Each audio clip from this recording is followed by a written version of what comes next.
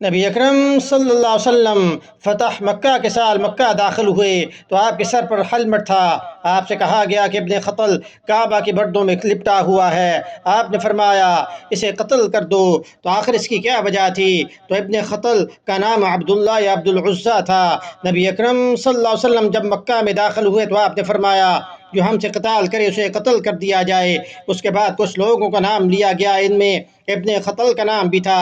آپ نے ان سب کے بارے میں فرمایا یہ جہاں کہیں ملے انہیں قتل کر دیا جائے، خواہ خانہ کعبہ کے پردے میں کیوں نہ چھپے ہوں۔ ابن خطل مسلمان ہوا تھا۔ رسول اللہ صلی اللہ علیہ وسلم نے اسے زکوٰۃ وصول کرنے کے لیے بھیجا۔ ایک انصاری مسلمان کو بھی اس کے ساتھ کر دیا۔ ابن خطل کا ایک غلام جو مسلمان تھا اس کی خدمت کے لیے اس کے ساتھ تھا۔ اس نے اپنے مسلمان غلام کو ایک مینڈا ذبح کر کے کھانا تیار کرنے کو کہا۔ اتفاق سے وہ غلام سو گیا۔ جب بیدار ہوا تو کھانا تیار نہیں تھا۔ چنانچہ ابن خطل نے اپنے مسلمان غلام کو قتل کر دیا۔ وہ مرتد ہو گیا، مشرک ہو گیا۔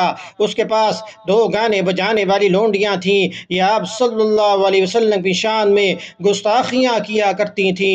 یہی وجہ ہے کہ آپ نے اسے قتل کر دینے کا حکم دیا۔